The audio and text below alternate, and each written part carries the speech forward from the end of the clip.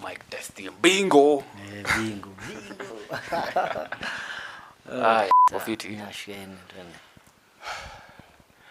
Welcome guys, welcome back to our episode. Second episode. Welcome guys. Kutoka penye tulikatia itaingia kwa kuambia.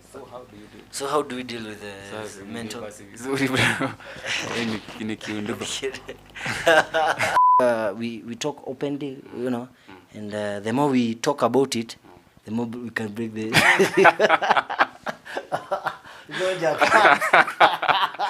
wow, you can talk but it's understandable. Yeah, it's very understandable to talk more about okay? Mental health, to break down the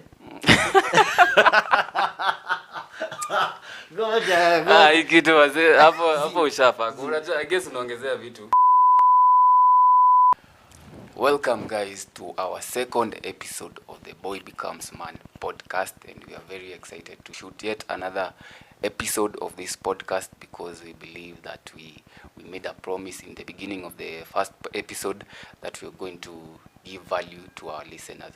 And before anything, we would like to appreciate you for watching the last episode and for your reaction. We got a lot of positive feedback from our listeners and those who watched the episode, and we are very, very appreciative of all those people who, give us positive feedback, because that kind of feedback gives us enough motivation to keep, producing the valuable content and, spreading the word to more people, because we believe that the more we do this, the more we have a big impact in the society and everybody who interacts with our podcast.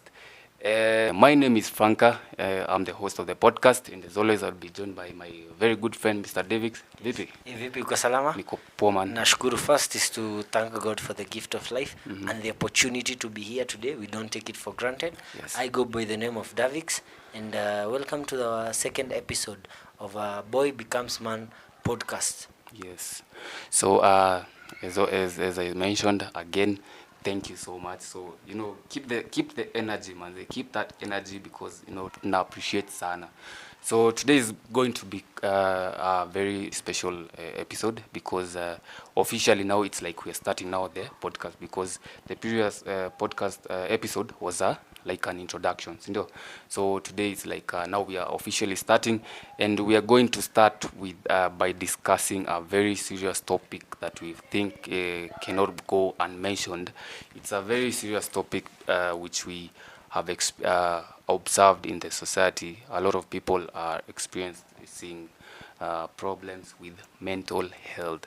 So this is a very serious topic that we want to discuss in this episode, and hopefully we are going to tackle the issue, talk about what it is, talk about the solutions to mental health issues, and help people out there who are experiencing the same problem. Mr. David. Very true. I completely agree with you from Mr. Franklin.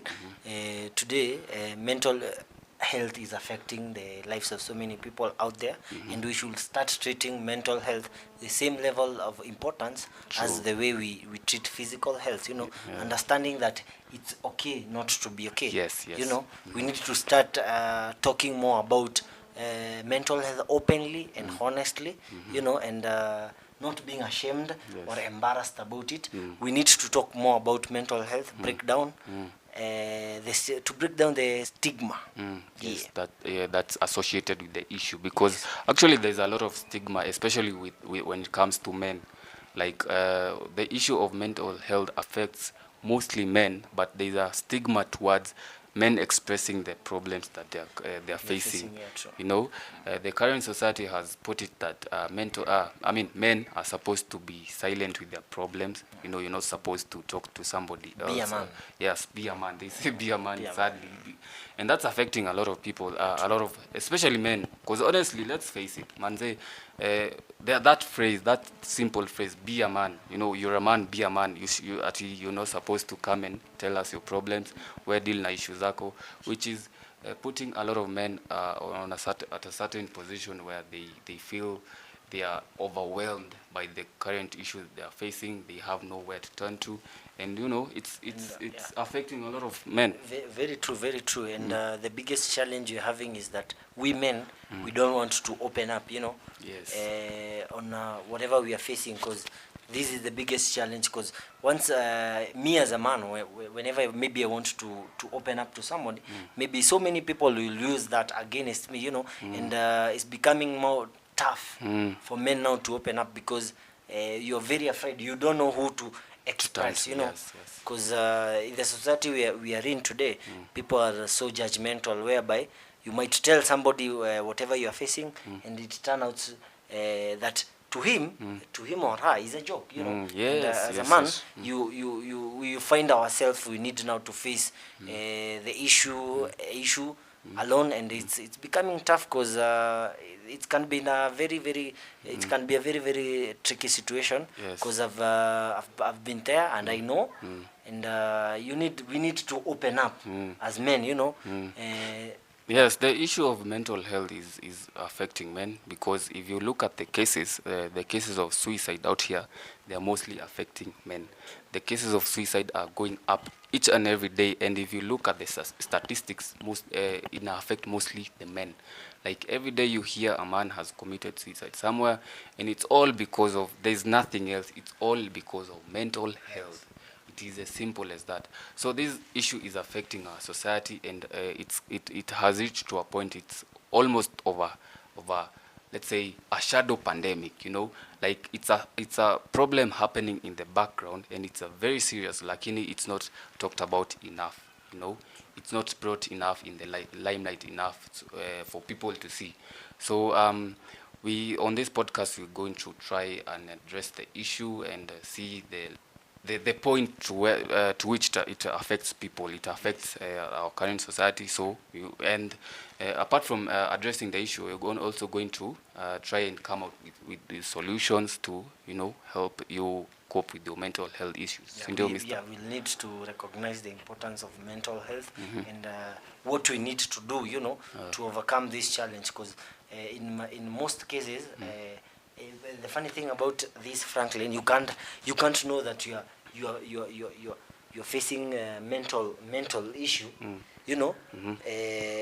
It's in most cases you find it is other people who realize that you're in a situation, because in the mental health issues you change slowly by slowly. We start seeing I used to see this person in this way, but now it seems he's heading to another direction, you know. He has completely changed. Exactly. So we need to accept, you know, if I recognize you're in such situation, you know, I need to approach it in a very professional way. Well, what's your thoughts, Mr. Frank? Yeah, it's true, because the first step towards solving a mental health issue is realizing or recognizing that you have an issue, because it's the same thing you're saying, David. People kind of assume they are perfectly fine. They are in denial, like, you know, you have you're facing problems, but you deny that you have a problem. So the first step is actually, you know, accepting that you're experiencing a problem, you know. And as soon as you accept that, you know, you're going to be open to express your problems, and your concerns maybe are going to be heard by the right person who is going to be in a position to help you. Very true. I completely agree with you. We need to start practicing on self-care. You know, what are we feeding our mind? You know, why are you overthinking? You know, and it's very simple, Frank, because in a mental health issue is always about the mind. You know, exactly, in either way, what you're feeding your mind. You know, if it's something positive. So, and mental health issue is something that we need to practice day in, day out, day in, day out. The practices of self-care is so much important. So yes, the issue of mental health is a very serious issue, and you know, we need to come up with ways to actually deal with the issue. So how exactly do you deal with this issue of mental health? One thing, I'll say in practicing of self-care. Yes. You know, it begins with that. It begins with self-care, you know, and when we say self-care, we want to to focus on what are you feeding your mind with. The habits. The habits that you're each and every day that you are engaging with, they really do matter in mental health issue. You know. Yeah, self-care is it deals with a lot of things with when it comes to mental health, because it mostly defines mostly the habits that you indulge yourself in. Because the problem with most people when it comes to issues with mental health, whenever you're experiencing problems, you indulge into drugs. That's how you try to cope with and it's not the right way to go. Sindio, like most people, you find themselves they indulge into drugs. They're alcoholics simply because they're not right up here. Sindio, you've observed that. Yes, Sindio, I've observed that. And one thing I would love also to tell people is that you make sure in a day, maybe 30, 20 or 1 hour, you should make sure you do exercise. You know, it makes you to forget so many things while you're exercising. You know, and is the biggest. Well, they say the exercise is the biggest thing you can do to be in a position to make your mind occupied. You know, to make your mind even to brainstorm, to come up with new ideas. You know? it's true. Yeah, because exercise. Exercise, I feel like, is so underrated, especially in Kenya. It's not like in the West. You see people, the West, they really prioritize exercise. Like there are a lot of gyms. There are even open at saa sita, at 12 a.m. Yeah, like 24 hours a gym is open. So like in the West, people really prioritize exercise. Like not like in Kenya, where people don't really take my exercise so seriously. But honestly, exercise is something that helps you calm your mind. Like when you're out there in the gym, whether you're at the gym or you're taking a jog or you're just in the house, doing your press ups, you just exercise in the house. And I also recommend is not just going to the gym. You can do so other activities such as martial arts. I personally do taekwondo, and we also learn so many things out there. Apart from doing the physics, everything, we also learn about integrity, the kinds of perseverance, the things you need to do to overcome such situations. Yeah, and I would also say that is a very good point. The next point is getting enough sleep. Sleep is very important for your mental health, for your mental growth, because that's something also very underrated, because people don't really prioritize their sleep, and it is a very serious issue, because your brain needs some rest from the long days of work. You need you need some time to yourself to just relax, chill, and relax your brain, go and have some sleep, and then in the next morning you wake up fresh and feeling rejuvenated to tackle the activities of the next day. Because the brain is it's like a machine. If a machine you keep, it's running 24/7, it's running, itafika mahali it's gonna break down. The brain is the same. So your brain needs some rest, and as soon as you get some rest, you kind of rejuvenate your brain for the next activities. But ukiwa like you're in a continuous, you're awake 24/7, you're dealing with your issues, like it's very self-explanatory. You're gonna end up having a fucked up brain. So sleep is very important. So please prioritize your sleep. They say, according to research, they say an adult should have at least 7 to 8 hours. Yes, at least 7 to 8 hours of sleep. So as soon as you get home from work, do whatever you're supposed to do in the house, and then try to sleep as early as you can, because for most people, for the 9 to 5 people, they have to wake up early in the morning. So prioritize your sleep. Set a particular time, maybe 10-11 usifikishe saa sita. 10-11, sleep that time, and then wake up the next day. Make sure at least 7 hours in a day. That's the recommended hours for an adult. True. So for now, tunatry kuambia wase prioritize on your sleep. Just get enough sleep, because kuna wase they go through a lot through the day, but they don't prioritize. Like ukifika home una watch movies until 3 a.m. and then you have to wake up at 6. So obviously if you live such a lifestyle, your mental health haitakuwa poa, because imagine like you're getting 4 hours of sleep each and every day, only 3-4 hours of sleep, you're going to, yani mental health yako itakuwa, it will be affected. So what we are trying to say is just prioritize your sleep. Ikifika home, achana na mambo ya simu, achana na mambo ingine, we do whatever you're supposed to do in the house. Ikifika sleep time, sleep until the next morning, go to work, you know, the cycle continues. Yes. Yeah. And the next point is eating healthy. You know, and I think this is there's somewhere I read they were saying the way you look is a presentation of the lifestyle you make and how you feed yourself. You know, what do you think? What is your thoughts? Yes, a healthy diet is important, not even when it comes to mental health, even physical health. Like the diet, the eating habits that you have, the diet that you take, it's going to determine how your mental health is going to be, even your physical health, because you can't expect to eat shit every day and then have a good life or have a good body. Like you eating, let's say for example, each and every day you eating chips, you eat junk, like you eating junk. It's very simple. Whatever you feed your brain, whatever if you feed your body, it's a direct reflection of the outcome that you're going to get. Because when it comes to mental health, whatever David said, whatever you feed in your brain, it's going to determine you as a person.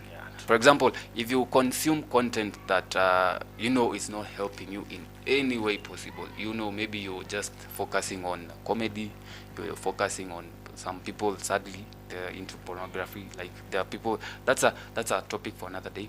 But you're consuming that content that you know is deteriorating your brain, and somebody else is consuming content about self-improvement. Do you expect to be the same people? You can't be in the You're same not going page, to be there. You're not going to be the same people. So whatever you feed your brain, or whatever you feed your body, it's a direct reflection of how you're going to be as a human being. So please prioritize on that. And then the other point you would like to discuss is connect with people. You know, it's very self-explanatory, because the more you connect with people, you're going to be able to express your feelings, express whatever you're feeling with other people, express your problems, and who knows, maybe whoever you're speaking to might have a solution to your problem. Sindio? Very true. As Franklin has said, we need to connect with people out there. You know, go engage about maybe life. You know. Human connection. You know, it's so much important. Also, in one way or another, once you maybe go out there and engage with people, you find yourself you're laughing. You know, laughing exactly. is also a therapy. You know, yes. and it's so it's a very big point. And the more you engage with people, you actually find that there are more people experiencing the same problems that you experience, exactly. and it's not going to be such a heavy burden. Because you will realize, kumbe pia huyu wana explain the same, so you have something to relate to and you can interact with. I think that one is a very explanatory. And I think the next point is about our last point actually is about therapy. Yes. You know, Franklin, in so many extent, you'll find yourself. You might be my friend, you have family members, but you don't want to tell them whatever you're facing, you know, the challenging you're facing. It's always advisable to find maybe seek therapy for a professional, and it might be very helpful, because is somebody who understands the challenges, you know, and in whatever situation you are in. Or what's your thought, Mr. Franklin? See the thing about therapy, you might not feel comfortable coming to me as your friend to tell me your problems. You might not feel comfortable going to your girlfriend to tell her your problems, or your family member or your mom to tell her about your problems. But because you know you're afraid they're going to judge you in a particular way. But a therapist is somebody who doesn't even know you. They don't know where you come from. So, and they are professional people, you know. This is what they've been trained to do. They've been trained to listen to people and try to understand their point of view and where they're coming from, so that they can offer a professional, a professional solution to your problem. So therapy is, especially in Kenya, therapy is not such a common thing, but it's there. There are therapists out there, and some people might be concerned about the financial aspect of therapy, but it's not really expensive. Honestly, it's not really expensive, and you should not even look at the expense of the therapy. You should look at whatever you're trying to attain, because you might be looking at the financial aspect of it, lakini you not going to therapy might cost your life. You might get overwhelmed with your issues, and you find yourself considering suicide, and it's not worth it. So if you don't have somebody you can go and talk to, just look for a therapist, and I'm sure they're going to help you in the best way they can.